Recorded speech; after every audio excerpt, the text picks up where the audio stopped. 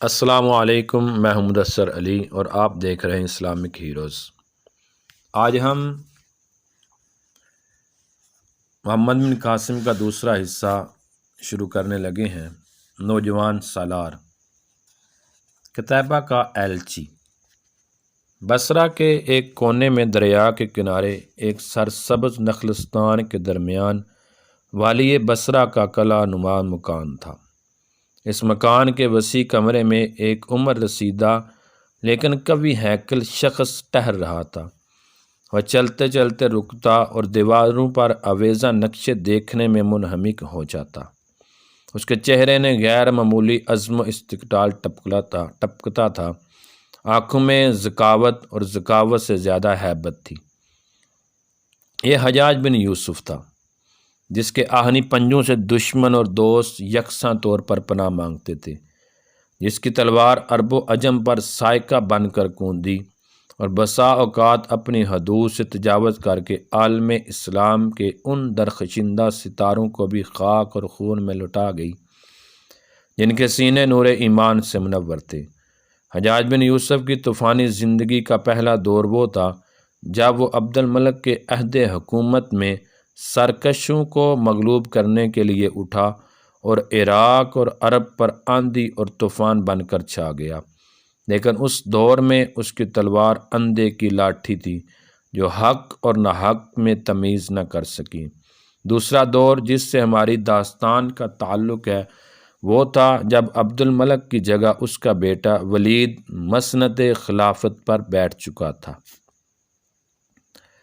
عراق اور عرب کی خانہ جنگیاں ختم ہو چکی تھیں اور مسلمان ایک نئے جذبے کے تحت منظم اور مستحکم ہو کر ترکستان اور افریقہ کی طرف پیش قدمی کر رہے تھے۔ اپنے باپ کی طرح ولید نے بھی حجاج بن یوسف کو اندرونی اور خارجی معاملات میں سیاہ و سفید کا مالک بنا رکھا تھا، لیکن ایک مسلمان مورخ کی نگاہ سے حجاج نے ولید کی جو خدمات انجام دی وہ عبد الملک کی خدمات سے بہت مختلف تھیں۔ عبد الملک کے عہد حکومت میں حجاج بن یوسف کی تمام جدوجہد عرب اور عراق تک محدود رہی اور اس کی خون اشام تلوار نے جہاں عبد الملک کی حکومت کو مضبوط اور مستحکم کیا، وہاں اس کے دامن کو بے شمار بے گناہوں کے خون کے چھینٹوں سے داغدار بھی کیا۔ لیکن ولید کا عہد مسلمانوں کے لیے نسبتاً امن کا زمانہ تھا اور حجاج بن یوسف اپنی زندگی کے باقی چند سال مشرق و مغرب میں مسلمانوں کی فتوحات کی راہیں صاف کرنے میں صرف کر رہا تھا۔ جب ہم حجاج بن یوسف کی کتاب زندگی کے آخری اوراق پر نگاہ دوڑاتے ہیں تو ہمیں حیرت ہوتی ہے کہ قدرت سندھ، ترکستان اور اسپین میں مسلمانوں کی سطوت کے جھنڈے لہرانے کے لیے اس شخص کو منتخب کرتی ہے جو آج سے چند سال قبل مکہ کا محاصرہ کر رہا تھا۔ وہ آنکھیں جنہوں نے عبداللہ بن زبیر کو اپنے سامنے قتل ہوتے دیکھ کر ترس نہ کھایا، سندھ میں ایک مسلمان لڑکی کی مصیبت کا حال سن کر پرنم ہو جاتی ہیں۔ تاریخ ہمارے سامنے ایک اور اہم سوال پیش کرتی ہے اور وہ یہ ہے کہ عرب اور عراق کے مسلمان حجاج بن یوسف کے عہد کے آخری ایام میں بھی اس سے نالاں تھے اور ولید کو بھی اچھی نظروں سے نہ دیکھتے تھے۔ پھر کیا وجہ تھی کہ جب سندھ اور ترکستان کی طرف پیش قدمی شروع ہوئی تو ہر محاذ پر شامی مسلمانوں کے مقابلے میں عربوں کی تعداد کہیں زیادہ تھی؟ اس کا جواب فقط یہ ہے کہ قیادت کی خامیوں کے باوجود جمہور مسلمانوں کی انفرادی کردار اسی طرح بلند تھا۔ حجاج بن یوسف سے نفرت ان کی قومی حمیت کو کچل نہ سکی۔ انہوں نے جب یہ سنا کہ ان کے بھائی افریقہ اور ترکستان کی غیر اسلامی طاقتوں سے نبرد آزما ہے تو وہ پرانی رنجشیں بھول کر ان کے ساتھ شامل ہو گئے۔ اس لیے ولید کے عہد کے شاندار فتوحات کا صحرا حجاج بن یوسف اور ولید کے سر نہیں بلکہ ان عوام کے سر ہے جن کے اعصار اور خلوص میں ہر قوم کی تری اور عروج کا راز پنہا ہے۔ حجاج بن یوسف دیر تک دیواروں پر لٹکتے ہوئے نقشے دیکھتا رہا۔ بالآخر اس نے ایک نقشہ اتارا اور اپنے سامنے رکھ کر ایرانی قلین پر بیٹھ گیا۔ دیر تک سوچنے کے بعد اس نے قلم اٹھا کر نقشے پر چند نشانات لگائے اور اسے لپیٹ کر ایک طرف رکھ دیا۔ ایک سپاہی نے ڈرتے ڈرتے کمرے میں داخل ہو کر کہا، ترکستان سے ایک ایلچی آیا ہے۔ حجاج بن یوسف نے کہا، میں صبح سے انتظار کر رہا ہوں، اسے یہاں لے آؤ۔ سپاہی چلا گیا اور حجاج بن یوسف دوبارہ نقشہ کھول کر دیکھنے میں مصروف ہو گیا۔ تھوڑی دیر بعد ایک زیرہ پوش کمرے میں داخل ہوا۔ وہ قد و قامت کے لحاظ سے ایک نوجوان اور چہرے مہرے سے 15-16 سال کا ایک لڑکا معلوم ہوتا تھا۔ اس کے سر پر تانبے کا ایک خود چمک رہا تھا۔ تیکھے نقوش، چمکتی ہوئی آنکھیں، پتلے اور بھینچے ہوئے ہونٹ ایک غیر معمولی عزم و استقلال کے آئینہ دار تھے۔ اس کے قد و قامت میں تناسب اور چہرے میں کچھ ایسی جاذبیت تھی کہ حجاج بن یوسف حیرت زدہ ہو کر اس کی طرف دیکھتا رہا۔ بالآخر اس نے کرخت آواز میں پوچھا، تم کون ہو؟ لڑکے نے جواب دیا، میں نے ہی اطلاع بھجوائی تھی، میں ترکستان سے آیا ہوں۔ خوب، ترکستان سے تم آئے ہو؟ میں کاتبہ کی زندہ دلی کی داد دیتا ہوں۔ میں نے کاتبہ کو لکھا تھا کہ وہ خود آئے یا کسی تجربہ کار جرنیل کو میرے پاس بھیجے، اور اس نے 8 سال کا بچہ میرے پاس بھیج دیا۔ لڑکے نے اطمینان سے جواب دیا، میری عمر 16 سال اور 8 مہینے ہے۔ حجاج بن یوسف نے گرج کر کہا، لیکن تم یہاں کیا لینے آئے ہو؟ کاتبہ کو کیا ہو گیا ہے؟ لڑکے نے جواب دیے بغیر آگے بڑھ کر ایک خط پیش کیا۔ حجاج بن یوسف نے جلدی سے خط کھول کر پڑھا اور قدرے مطمئن ہو کر پوچھا، وہ خود سیدھا میرے پاس کیوں نہیں آیا؟ تمہیں یہ خط دے کر کیوں بھیجا؟ لڑکے نے کہا، آپ کس کے متعلق پوچھ رہے ہیں؟ حجاج بن یوسف کی قوت برداشت جواب دے رہی تھی۔ اس نے چلا کر کہا، وہ بیوقوف جس کے متعلق کاتبہ نے لکھا ہے کہ میں اپنا بہترین سالار بیچ رہا ہوں۔ لڑکے نے پھر اطمینان سے جواب دیا، کاتبہ کے مکتوب میں جس کا ذکر ہے وہ میں ہی ہوں۔ اگر آپ کسی اور بیوقوف سے ملنا چاہتے ہیں تو مجھے اجازت دیجیے۔ تم اور کاتبہ کے بہترین سالار؟ خدا ترکستان میں لڑنے والے بد نصیب مسلمانوں کو دشمنوں سے بچائے۔ کاتبہ کے ساتھ تمہارا کیا رشتہ ہے؟ ہم دونوں مسلمان ہیں۔ فوج میں تمہارا عہدہ کیا ہے؟ میں ہراول کا سردار ہوں۔ ہراول کے سالار تم؟ اور بلخ سے کترا کر بخارا اور سمرقند کی طرف رخ کرنے کے ارادے بھی غالباً کسی تمہارے جیسے ہونہار مجاہد کے مشورے کا دخل ہے؟ ہاں، یہ میرا مشورہ ہے، اور میرے یہاں آنے کی وجہ بھی یہی ہے۔ آپ اگر تھوڑی دیر ضبط سے کام لیں تو میں تمام صورتحال آپ کو سمجھا سکتا ہوں۔ حجاج بن یوسف کی تلخیہ پریشانی میں تبدیل ہو رہی تھی۔ اس نے کہا، اگر آج تم مجھے کوئی بات سمجھا سکے تو میں یہ کہوں گا کہ عرب ماؤں کے دودھ کی تاثیر زائل نہیں ہوئی۔ بیٹھ جاؤ، میں صبح سے نقشے دیکھ رہا ہوں۔ مجھے بتاؤ کہ جو فوج ہرات جیسے معمولی شہر کو فتح نہیں کر سکتی، وہ بخارا جیسے مضبوط اور مستحکم شہر پر فتح کے جھنڈے لہرانے کے متعلق اس قدر پر امید کیوں ہے؟ ہاں، پہلے یہ بتاؤ، تمہیں نقشہ پڑھنا آتا ہے؟ لڑکے نے کوئی جواب دیے بغیر حجاج بن یوسف کے سامنے بیٹھ کر نقشہ کھولا اور مختلف مقامات پر انگلی رکھتے ہوئے کہا، یہ بلخ ہے اور یہ بخارا۔ غالباً آپ بخارا کے قلعے کی مضبوطی کے متعلق بہت کچھ سن چکے ہوں گے، لیکن بلخ کا قلعہ اگر اس قدر مضبوط نہ بھی ہو تو بھی یہ اپنے جغرافیاتی محل وقوع کے باعث کہیں زیادہ محفوظ ہے۔ بخارا کے چاروں طرف کھلے میدان ہیں اور ہم آسانی سے اس کا محاصرہ کر کے شہر کے باشندوں کو ترکستان کے باقی شہروں کی افواج کی مدد سے محروم کر سکتے ہیں۔ رہا قلعہ، تو اس کے متعلق میں آپ کو یقین دلاتا ہوں کہ منجیک کے سامنے پتھر کی دیواریں نہیں ٹھہرتی، اور یہ بھی کئی بار دیکھا جا چکا ہے کہ قلعہ بند افواج زیادہ دیر تک فقط اس صورت میں مقابلہ کرتی ہے کہ جب انہیں کسی مدد کی امید ہو، ورنہ وہ مایوس ہو کر دروازے کھول دیتی ہے۔ اس کے برعکس بلخ میں ہمیں بہت سی مشکلات کا سامنا کرنا پڑے گا۔ شہر پر حملہ کرنے کے لیے ہمیں جس قدر افواج کی ضرورت ہوگی اس سے کہیں زیادہ سپاہی پہاڑی علاقے میں رسد و کمک کے راستے محفوظ رکھنے کے لیے درکار ہوں گے، اور اس کے علاوہ شہر کا محاصرہ کرنے کے لیے ہمیں ارد گرد کی تمام پہاڑیوں پر قبضہ کرنا ہوگا۔ ان جنگوں میں پہاڑی قبائل کے پتھر ہمارے تیروں سے کہیں زیادہ خطرناک ہوں گے۔ بلخ کے جنوب اور مشرق کے پہاڑ کافی اونچے ہیں۔ اگر جنوب مشرقی ترکستان کی تمام ریاستوں نے بلخ کو مدد دینے کی کوشش کی تو ایک بہت بڑی فوج ان اونچے پہاڑوں کی آڑ لے کر ہماری طرف سے کسی مزاحمت کا مقابلہ کیے بغیر بلخ کے قریب پہنچ کر مشرق، جنوب اور مغرب سے ہمارے لیے خطرہ پیدا کر سکتی ہے، اور اگر شمال سے ان کی مدد کے لیے بخارا اور سمرقند کی افواج بھی آ جائیں تو مروز سے ہماری رسد و کمک کا راستہ بھی منقطع ہو جائے گا اور ہمیں چاروں اطراف سے بیرونی حملہ آوروں نے محصور کر رکھا ہوگا۔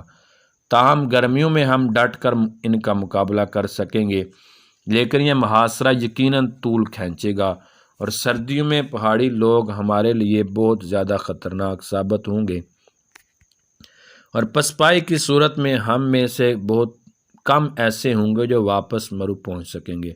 حجاج بن یوسف اب نقشے سے زیادہ اس کم سن اور نوجوان سالار کو دیکھ رہا تھا۔ اس نے کہا، عربوں کی فوجی اصلاحات میں ابھی تک پسپائی کے لفظ کو کوئی جگہ نہیں ملی۔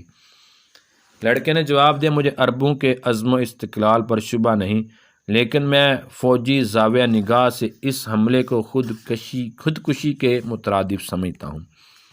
حجاج بن یوسف نے کہا، تمہارا کیا خیال ہے کہ مشرق کی طرف پیش قدمی کا ارادہ ترک کر دیا جائے؟ نہیں، ترکستان پر تسلط رکھنے کے لیے مشرق میں ہماری آخری چوکی بلخ نہیں ہوگی، بلکہ ہمیں کاشغر اور چترال کے درمیان تمام پہاڑی علاقے پر قبضہ کرنا پڑے گا، لیکن میں اس سے پہلے بخارا کو فتح کرنا ضروری خیال کرتا ہوں۔ اس میں ہمیں دو فائدے ہوں گے، ایک یہ کہ یہ ترکستان کا اہم ترین شہر ہے اور اہل ترکستان پر اس کی فتح کا وہی اثر ہوگا جو مدائن کی فتح کے بعد ایرانیوں اور دمشق کی فتح کے بعد رومیوں پر ہوا تھا۔ دوسرا یہ کہ بخارا کا محاصرہ کرتے وقت ہمیں باہر سے ان خطرات کا سامنا نہیں کرنا پڑے گا جو میں بلخ کے متعلق بیان کر چکا ہوں۔ بخارا کو فتح کرنے کے بعد ہم مرو کی بجائے اسے اپنی فوج کا مستقر بنا سکتے ہیں، وہاں سے سمرقند اور سمرقند سے کوکند اور فرغانہ کی طرف پیش قدمی کر سکتے ہیں۔ ان فتوحات کے بعد مجھے امید نہیں کہ ترکستان کی قوت مدافعت باقی رہی۔ اس کے بعد میری تجویز یہ ہے کہ بخارا اور سمرقند سے ہماری افواج جنوبی ترکستان کی طرف پیش قدمی کریں اور کوکند کی افواج کاشغر کا رخ کریں۔ مجھے یقین ہے کہ جتنی دیر میں کوکند کی افواج دشوار گزار پہاڑوں کو عبور کرتے ہوئے کاشغر پہنچیں گی، اس سے پہلے جنوب میں بلخ اور اس کے آس پاس کے شہر فتح ہو چکے ہوں گے۔ حجاج بن یوسف حیرت و استعجاب کے عالم میں اس نو عمر سپاہی کی طرف دیکھ رہا تھا۔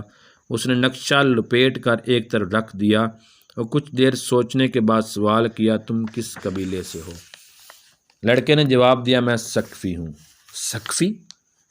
تمہارا نام کیا ہے؟ محمد بن قاسم۔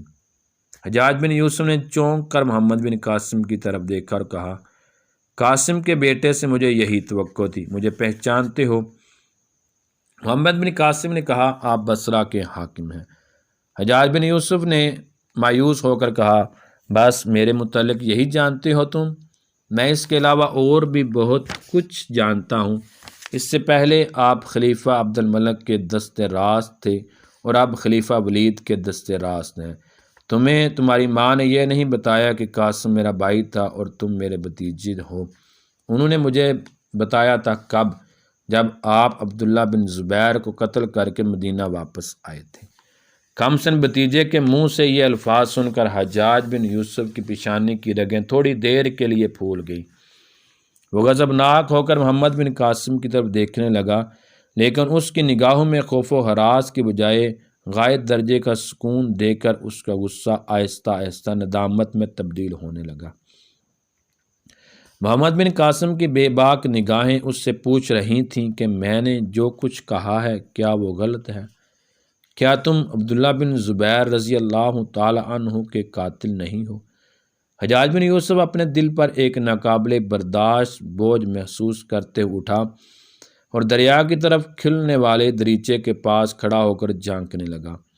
عبداللہ بن زبیر رضی اللہ تعالی عنہ کا قاتل، عبداللہ بن زبیر رضی اللہ تعالی عنہ کا قاتل۔ اس نے چند بار اپنے دل میں یہ الفاظ دہرائے۔ تصور کی نگاہیں ماضی کے نقاب الٹنے لگیں اور مکہ کے اس عمر رسیدہ مجاہد کو دیکھ رہا تھا جس کے ہونٹوں پر قتل ہوتے وقت بھی ایک فاتحانہ مسکراہٹ تھی۔ اسے پھر ایک بار مکہ کی گلیوں میں بیواؤں اور یتیموں کی چیخیں سنائی دینے لگی۔ اس نے جرجری لیتے ہوئے مڑ کر محمد بن قاسم کی طرف دیکھا اور اس کے توقع کے خلاف اس کی طرف دیکھنے کی بجائے نقشہ دیکھنے میں منہمک تھا۔ عہد ماضی کی چند اور تصویریں اس کے سامنے آ گئیں اور پھر ایک بار مدینہ کے ایک چھوٹے سے مکان میں اپنے نوجوان بھائی کو بستر مرگ پر دیکھ رہا تھا۔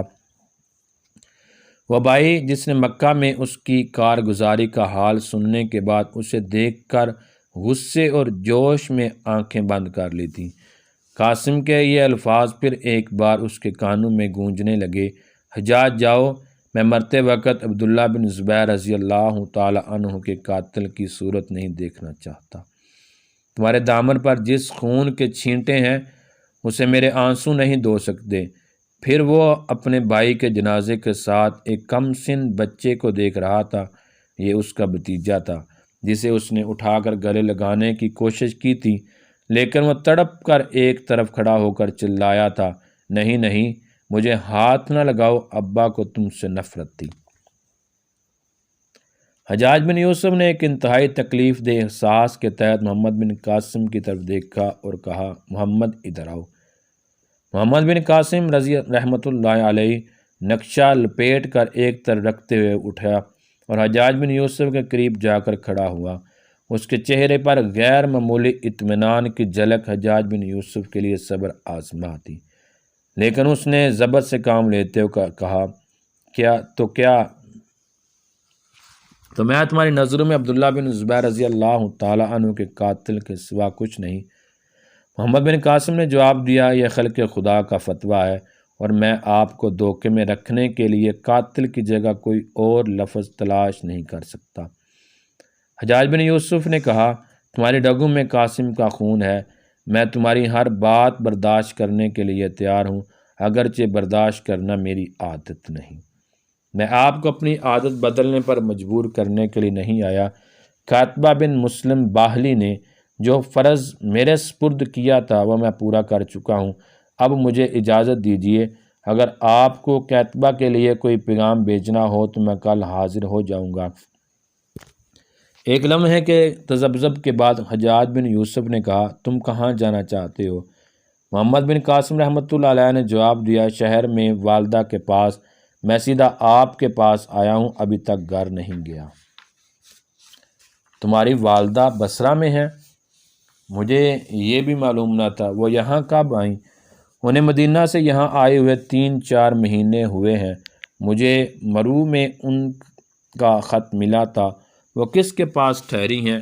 وہ یہاں کیوں نہیں آئیں؟ وہ ماموں کے مکان میں ٹھہری ہیں اور یہاں نہ آنے کی وجہ آپ مجھ سے بہتر سمجھ سکتے ہیں۔ اور تم ترکستان جانے سے پہلے کہاں تھے؟ میں 10 برس کی عمر تک ماں کے ساتھ مدینہ میں تھا اور اس کے بعد ماموں کے پاس بصرہ چلا آیا، اور مجھ سے اتنی نفرت تھی کہ اپنی صورت تک نہ دکھائی۔ محمد بن قاسم نے جواب دیا، سچ پوچھئے تو میں مکتب اور اس کے بعد سپاہیانہ زندگی میں اس قدر مصروف رہا کہ اپنے دل میں کسی کی محبت یا نفرت کے جذبات کو جگہ نہیں دے سکا۔ حجاج بن یوسف نے کچھ سوچ کر کہا، مکتب میں شاید میں نے تمہیں دیکھا تھا لیکن پہچان نہ سکا، تم بہت جلد جوان ہو گئی ہو، اب بتاؤ اپنی چچی سے نہیں ملو گے؟ محمد بن قاسم نے متذبذب ہو کر جو حجاج بن یوسف کی طرف دیکھنے لگا۔ حجاج بن یوسف نے اس کا بازو پکڑ لیا اور لمبے لمبے قدم اٹھاتا ہوا کمرے سے باہر نکل آیا۔ باغ کے دوسرے کونے میں رہائشی مکان کے دروازے پر پہنچ کر محمد بن قاسم رحمۃ اللہ علیہ مسکراتے ہوئے کہا، مجھے چھوڑ دیجیے، میں آپ